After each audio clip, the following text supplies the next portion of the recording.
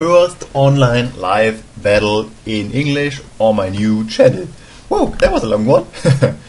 Yeah, as you can see, I have a 2-star general. My opponent has a 4-star general, so we both kind of need to level up. It's a small Koku battle, which is normal for new generals.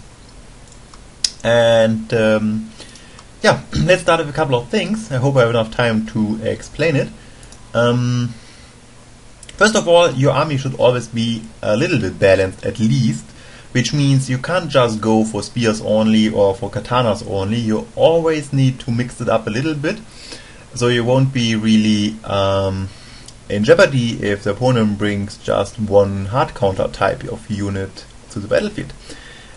Just picking some units. Why is it so cheap? Is he dead? 100%. Oh, here's actually a trick with that unit. I bring that just for fun to show you some special stuff, because he has this spear wall which is different to the normal spear wall and can actually kill charging units, which the normal spear wall cannot, even though some people believe it. So what I'm now saying is, if you know the maps, and you should know the maps, which I don't already, not yet at least, you should make your army accordingly to the map, because some maps they're good for archers, some maps they are not, some maps they're good for cavalry, and so on and so forth.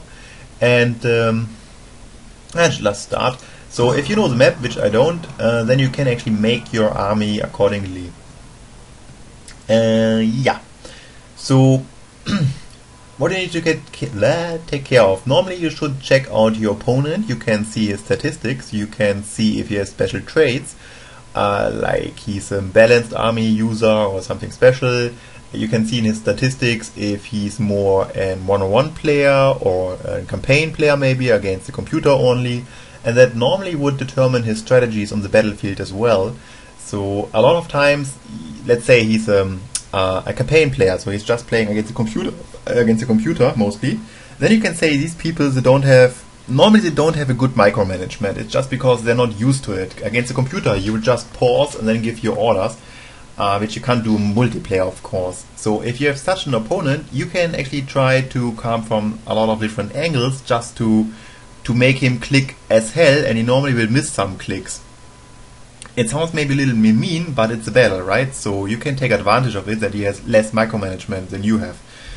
So if he's, let's say, an experienced player and you do that, he might actually outclick you on the battlefield, and then it's working against you. So it's just a couple of strategies you can use against people when you check his statistics before the game.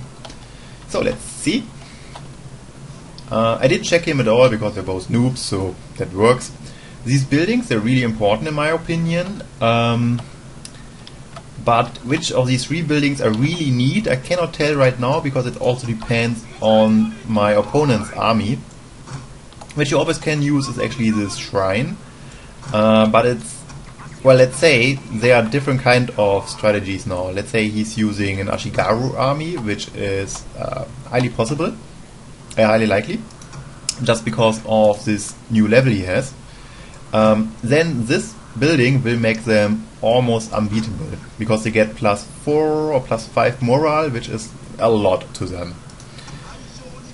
If he's using already high morale units like monks, then I don't need this building. Then I rather have these buildings here, especially the armor, because monks have just 1 or 2 armor, and this one will actually give them 100% bonus armor. So if he's using samurai, for example, then there will be just 10% bonus armor with that building. So in order to decide which building I go for, I want to check out first his army. So my general, that's now the tricky part. I place my general here. First, it's the ruse, because he can't see my army, he can only see my general, right? So when my general is here, he normally would assume that my army is close by, hidden in the forest, which is not, because they're on the left side. That also can work well against an opponent. So first of all, we run here in. And then I move already my units forward. So, see, that works too. And what we got, Bow Ashigaru, Yari Ashigaru, yeah, and a melee general. And here we have light cavalry. Do they have 45 men light cavalry? Really? Okay. So which means here's an army that really relies on moral, or needs a lot of moral to work, so this building is crucial for him. So let's see if I can surprise him a little bit. Ah, there's no rush.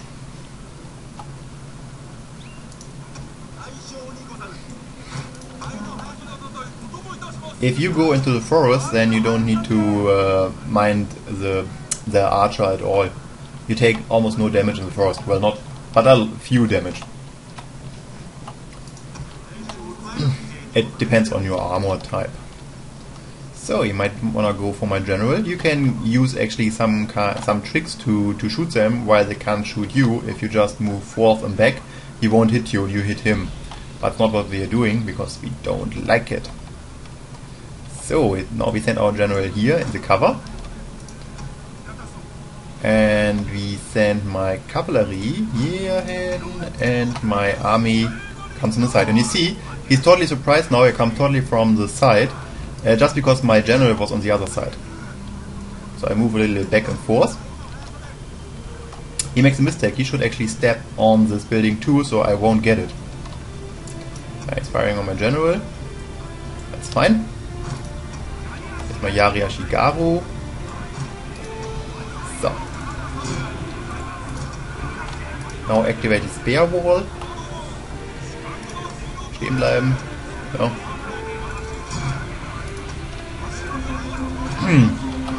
I try to show you the spear wall. This charge will cost him a lot of units, while I normally lose just a few. So he lost 15 men in the charge, which is a lot. So now I need to pick targets here. I think I picked the light cavalry. So here's my monk. My monk hero, which comes now from behind, and we get an, as we call it, a hammer and ember. No, what do you call it in English? What the hell? You make a sandwich. So, and they already have this kind of broken morale just because they are low moral units already and they are flanked. And the general won't help at all. He can use a what's called a rally, but it won't make any difference because they're already so broken. So now I come from the other side. I will get some of the archers. Of course, the monk cavalry has no problem to deal with 2 light cavalry.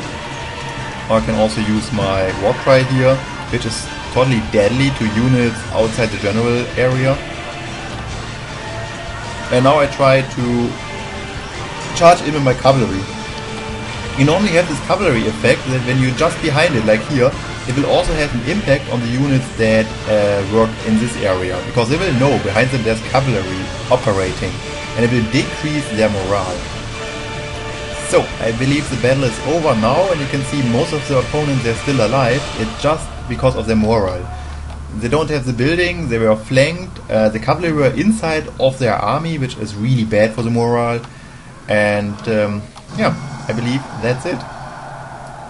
That was really a short battle. You never know when you have a live replay, a live cast, how good it is. I will show you the result. And then I'm gonna make another one, I believe. Yeah, so it was really stressful. Well, not too much stress, but it was really fast, so I had not enough time to explain everything into detail. Sometimes, or very often actually, I may cast about with replays, which means I can pause the game and then I will explain more details about the strategies and how the unit works and how the engine works. So if you like it, you can subscribe to my new channel. I can tell you I will upload some casts about replays and live as well. You also can check out my German channel, but the videos there, they are all German except some Company of Heroes videos. They are also English, but most of them they are German. And well, you can still see the games. I don't know how much fun it is. So here's the statistics. And first of all, what you can see in the statistics is that the archer, I show you right now, that archer they're never worthwhile their money, if you ask me. So, I mean, they made together 4 kills, and that is mainly well, an archer need to actually use almost all his arrows to be worthwhile. So, but for that, he needed a lot of time. So, and normally he doesn't have the time, because you normally, if you see opponent with archers, you would charge his army as I just did, and you don't give him the time, and you can charge his army very successfully, because these 2 archer he has is 2 units less fighting on the battlefield actually, which means you have a good chance to have 1 flank more, which normally will break the opponent lines. So when you use archer, you're really in a dangerous position. You put yourself in a dangerous position. So if you use archer, then only use it if you know the battlefield well and you know already where you want to position yourself. In this case, I didn't know the map, but when I saw the map, I knew immediately archer would be the wrong choice, because it is totally flat, this map. You can't use your archer well. You can't hide them behind the hill or whatever. I mean, he brought a lot of cavalry, as you see, light cavalry. I think he had 2, and this melee general, so he had 3 cavalry units in total to protect his archer. But then he had nothing on the battlefield to fight my katana here. So, and for the kills, I made more kills, but that is mainly because I have higher quality than his units had.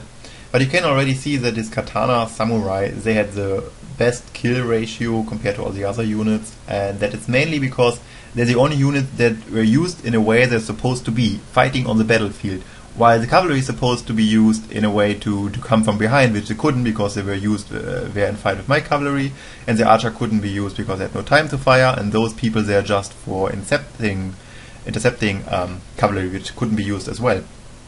So you see, and basically you need to use your units in the best possible way, which totally relies on the map in my opinion. So, much talked, and here's just the statistics. I hope you enjoyed it, and I'm looking forward to show you another game soon. Oh, one last thing before I forget it. You might see the name of my units. They are all named in the wrong way. That is because I have this banner, this flag for my units. Well, you couldn't see it right now, but my opponent could see my units only in a blue banner, which means he couldn't tell if it's spear or sword or whatsoever. It was all blue for him on my banner. And then I have the wrong names under it, so he cannot really say if that is a light cavalry or a monk cavalry. He can, of course, go over the mouse and then zoom in to see if they look like monks or they look like something else, but it will cost him time, and you normally don't do that in a battle. I mean, you just saw how I played the battle on the zoom out, so in really detail I couldn't tell what my opponent's units are. I didn't check their armor type. So when you have this flag in totally blue or totally black, whatever you like, and then you rename your units in a in a way that's misleading, it can actually cause some trouble to your opponent. So for example, this long Yari Ashigaru was called Naginata Attendance, which is crap. I should have called it maybe just Yari Ashigaru. But he has the most kills. I mean, it's just 600 Koku unit, but he had 130 kills. It is maybe because his katana charged this particular unit, and there were 2 disadvantages. First of all, he charged the spear wall, as I showed you, and lost alone in the charge 15 men. So if you lose in the charge 15 men, it's like you have a negative charge. And he didn't even kill in his charge a lot of my men. And it's really questionable if he would have charged this unit if he had known it's a long Yari Ashigaru and not a normal Ashigaru. Because a normal Yari Ashigaru with a spear wall won't kill so many people in one charge. So you see, it could be misleading. I'm not sure if that was the case. Maybe he would have charged anyway, but it's something you can do. It would cost you nothing. You just set it up before the game once, and then you have it in every game. So, yeah, so that's it, basically. I hope you enjoyed it, and hopefully see you in the next game. Bye bye.